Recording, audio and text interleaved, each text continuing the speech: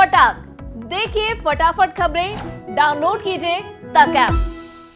नमस्कार, आप देख रहे हैं बिज तक। मैं हूं रजत देवगन। हफ्ते के पहले कारोबारी सत्र में ही बाजार हो गया धड़ाम। ऊपरी स्तरों पर आई है मुनाफा वसूली और तगड़ी प्रॉफिट बुकिंग है। पिछले दो ट्रेडिंग सेशंस में वन वे ट्रैक पे टूटते देखा है हमने मार्केट को, और 18,000 के लेवल के नजदीक तो पहुंच गए थे पिछले हफ्ते, लेकिन वो लेवल कॉन्कर ही नहीं कर पाए। अब बुल्स की ग्रिप ढीली हुई है और बियर्स का कब्जा हुआ है। ऊपरी स्तरों पर आई है प्रॉफिट बुकिंग। आखिर टेंशन क्या है मार्केट को? देखिए, करेंसी मार्केट्स में इस समय डॉलर की जीत है।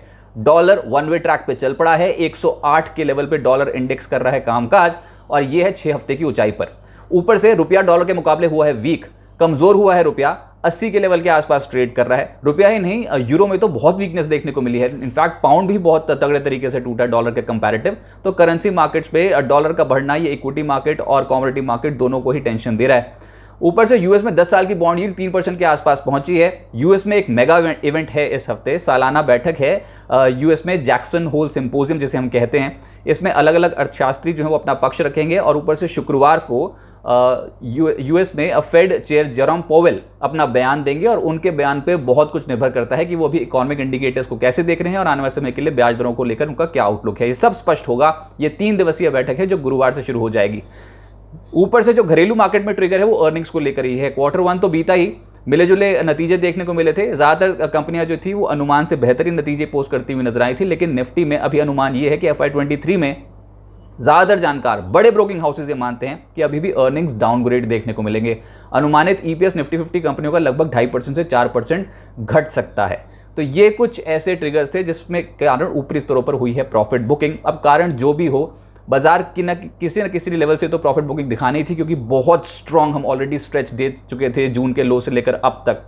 ऊपरी स्तरों पर जो प्रॉफिट बुकिंग हाई आज के सत्र में, उसमें आज के दिन निफ्टी पे ओपन हुआ 17,682, हाई लगा 17,690, लेकिन वहीं से फिसल पट्टी शुरू। 17,467 का आज के दिन का लो लगा दिया, वन वे ट्रैक पे टूटते ही चलते चले गए। निफ्टी पे आज के दिन की क्लोजिंग है 17,490 की, 267 points down. Nifty bank 688 points कमजोर होता हुआ नजर आया, 0.25% लुढ़क गया। सेंसेक्स 872 अंकों की कमजोरी के साथ हुआ है बंद 58,777 के लेवल पे। एडवांस डिक्लाइंस बिल्कुल डिक्लाइंस के फेवर में।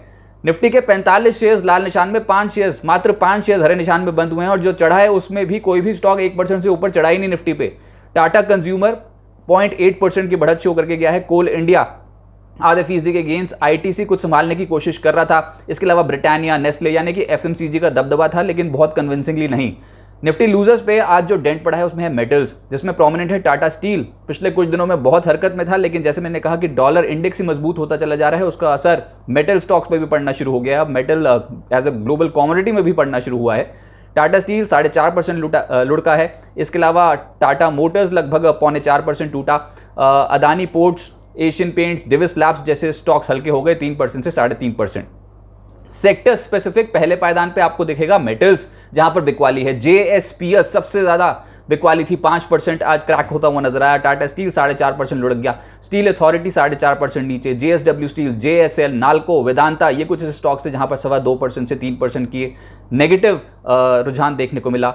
रियल्टी स्टॉक संभल नहीं पा रहे थे, यानी कि हाई बीटा, यहां पर प्रॉफिट बुकिंग ज्यादा देखने को मिल रही थी। गोदरेज प्रॉपर्टी 4.5% लुढ़का। लोधा 4% टूटा है।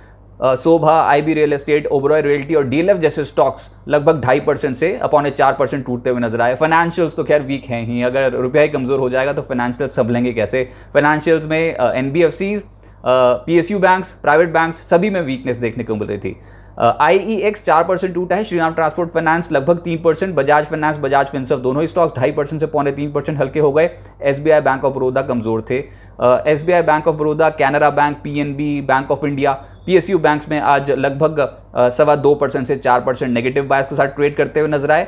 इसके अलावा यूनियन बैंक, SBI और बैंक ऑफ बड़ौदा जैसे स्टॉक्स में आज PSUs में कमजोरी ज्यादा देखने को मिली। प्राइवेट बैंक्स में आज नंबर आया सिटी यूनियन बैंक का, 2.5% नीचे बंद हुआ है। IDFC फर्स्ट बैंक 2% नीचे बंद हुआ। कोटक बैंक 2% हल्का हो गया।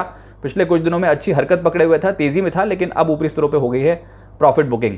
ICICI बैंक, एक्सिस बैंक जैसे जो दिग्गज बैंक थे, इनफैक्ट HDFC बैंक भी 1.5% से 0.2% हल्के होते हुए नजर आए। तो जो बैंकिंग बहुत प्रेफर्ड हो रहा था, वहीं पर ही आई है प्रॉफिट बुकिंग। IT स्टॉक्स, ये हैरानी की बात थी। अगर डॉलर मजबूत हुआ तो हम कहते हैं कि IT सेक्टर को कहीं ना कहीं फायदा होगा, लेकिन अभी संभल नहीं पा रहे हैं। प्रॉफिट बुकिंग IT में भी आज के सत्र में झटका दे गई। IT कोफोर्ज जिसमें 4% का डेंट पड़ गया, माइंट्री 4% टूटा है, L&T इन्फोटेक 3.5% नीचे बंद हुआ, L&T टेक्नोलॉजी सर्विसेज, विप्रो जैसे कंपनियां जो हैं वो 3% लुढ़क गई। इसके अलावा टेक महिंद्रा और एम्फेसिस के जो शेयर्स हैं यहाँ पर भी 2.25% से 2.5% की गिरावट देखने को मिली। गिरावट कंज्यूमर ड्यूरेबल्स में भी देखने को मिल रही थी, यहाँ परसेंटेज के लिहाज से ज़्यादा डेंट पड़ रहा था, जैसे कि हेवल्स, वी-गार्ड, वर्लपूल, वोल्टास, बाटा, ओरिएंट इलेक्ट्रिक, कंज्यूमर गुड्स और कंज्यूमर इलेक्ट्रॉनिक्स से जुड़ी जो कंपनियां थी इनके स्टॉक प्राइसेस 3% से 4.5% टूटे हैं। ऑटोज बहुत प्रेफर्ड सेक्टर, अब प्रॉफिट बुकिंग शुरू हुई है इन स्टॉक्स में। अशोक लेलैंड लगभग 4% टूटा है, टाटा मोटर्स 4.25% टूटा, एस्कॉर्ट्स, टीवीएस मोटर 2.25% से लगभग 3% टूटे हैं। ट्यूब इन्वेस्टमेंट, बालकृष्ण इंडस्ट्रीज और हीरो मोटोकॉर्प जैसी जो स्टॉक्स थे यहाँ पर आज प्रॉफिट बुकिंग देखने को मिली। और ऐसे ही एग्री क्षेत्र से जुड़ी जो कंपनियां हैं जैसे कि शुगर स्टॉक्स, फर्टिलाइजर्स, इनमें मुनाफा वसूली थी। शुगर्स में आज द्वारिका शुगर, EID, पैरी 5% से 6% धड़ाम। इसके अलावा उत्तम शुगर, दालमिया शुगर और त्रिवेणी इंजीनियरिंग जैसे स्टॉक्स 2.5% से लगभग 3.25% फिसलते हुए नजर आए। एक सेक्टर जो कुछ संभालने की कोशिश कर रहा था वो था FMCG, लेकिन यहाँ पर भी कहीं खुशी कहीं गम दिखाई दे रहा था। जो तेज हुए उसमें था कोलगेट, इमामी, रैडिको, टाटा कंज्यूमर और ITC आधे फीसदी से लगभग 1.25%। कोई बहुत शार्प रिटर्न्स कहीं पर भी नहीं थे। FNO गेनर्स में आज आप पाएंगे सन टीवी को सबसे प्रोमिनेंट, तेजी की पोजीशंस बन रही थी और लगभग 3% ऊपर। अच्छा, ये हफ्ता ही वायदा एक्सपायरी का है, मंथली एक्सपायरी अगस्त सीरीज की इसी हफ्ते कटनी है, तो कुछ स्टॉक्स जो एक्टिव हो रहे हैं इस सीरीज में इस हफ्ते, उसमें डॉक्टर लाल पाथ लैब्स, PI इंडस्ट्रीज, नाम इंडिया और BEL जैसी जो कंपनियां हैं ये आज के सत्र में 1.5% से लगभग 2.25% छलांग लगाते हुए नजर आए। FNO लूजर्स में ट्रेंट 6% टूटा, जुबिलेंट फूड 5% टूटा, GNFC, JSPL, चंबल फर्टिलाइजर 5% के आसपास टूटते हुए नजर आए। गिरावट ज्यादा थी। मिड कैप कैटेगरी के स्टॉक्स में कुछ एक्शन था जिसमें आज chart of the day mid cap से ही है और वो है algae equipments. One way track पे चला है ये stock, all time high levels पे पहुंचा है और क्या जोरदार स्ट्रेंथ शो किया इसने गिरते बाजार में। किसी भी घंटे आज के सत्र में प्रॉफिट बुकिंग नहीं थी एलगी इक्विपमेंट्स में, स्ट्रेंथ ही स्ट्रेंथ दिखाई दे रही थी। आज के दिन का ओपन था 422 रुपए 80 पैसे, लो लग गया 420 के आसपास का, हाई लगा है 469.8 और अपने दिन की ऊंचाइयों को छूते छूते बंद हुआ है 468.8 के लेवल पे। Change close to close basis पे लगभग 11.25% का बैठा है और ये रिकॉर्ड लेवल्स पे पहुंचता हुआ नजर आया है। तो ये थी स्ट्रेंथ एलगी इक्विपमेंट्स का 15 मिनट चार्ट है आपकी स्क्रीन पे। इसके अलावा जेंटेक 8% चढ़ा है, सोलारा एक्टिव लगभग 8% चढ़ा, सीसीएल प्रोडक्ट्स यहाँ पर लगभग 8% के रिटर्न जनरेट हुए हैं और रेपको होम पिछले हफ्ते का स्टार परफॉर्मर ही था, आज भी 5.5% उछला और Adani power circuit to circuit चल रहा है पिछले कुछ दिनों में। डीबी पावर का थर्मल पावर जो कारोबार है इन्होंने खरीदा, इसकी एंटरप्राइज वैल्यू 7,000 करोड़ से ज़्यादा आकी गई है, उसमें आज लगभग 5% के रिटर्न बनते हुए नजर आए। फ्रीज था ये स्टॉक, अपर फ्रीज। मिड कैप लूजर्स में EKC, एवरेस्ट कांटो यहाँ पर 7% का डेंट पड़ा, वरुण बेवरेजेस टूट गया आज के सत्र में 7%, TCI ट्रांसपोर्ट कॉर्पोरेशन लगभग 6% हल्का हुआ है, एलेम्बिक, हटसुन, GMDC और पॉलिसी बाजार 5.25% से लगभग 5.6% हल्के होते हुए नजर आए। तो मिड कैप्स में भी कहीं अच्छी परफॉर्मेंस देखने को मिल रही थी, कहीं गिरावट देखने को मिल रही थी। थोड़ा नर्वस है, इनडिसीजन वाली मार्केट है इस समय।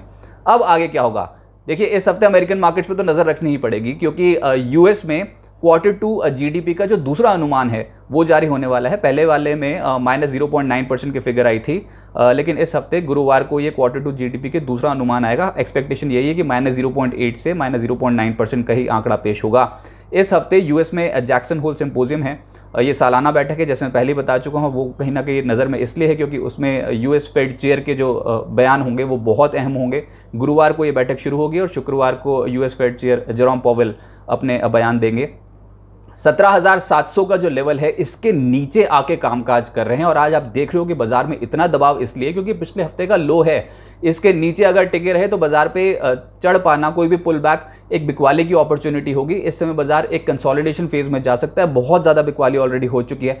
गुरुवार को मासिक एक्सपायरी है और वन वे ट्रैक पे उससे पहले हम निफ्टी बैंक यानी कि मेजर इंडाइसिस पे ऑलरेडी टूट चुके हैं। अब इंपॉर्टेंट क्या, इंपॉर्टेंट ये है कि निचले स्तरों पर 17,300, 17,350 एटलीस्ट कुछ तो क्वेश्चन का काम करना चाहिए। यहाँ पर नहीं हुआ तो टेंशन पैदा हो जाएगी ऑफकोर्स, लेकिन अभी 17,300, 17,350 एक इंपॉर्टेंट लेवल है जिसको बहुत क्लोजली वॉच किया जा रहा है।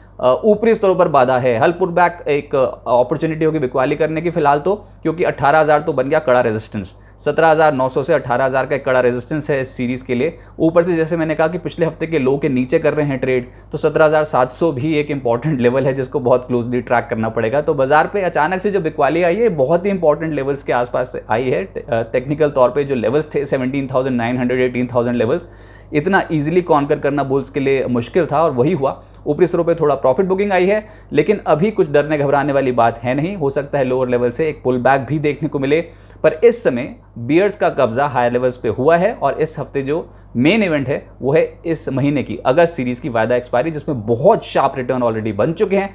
अब देखते हैं क्या लोअर लेवल से 17,300 के लेवल से क्या कुछ बाइंग इमर्ज होती है कि नहीं।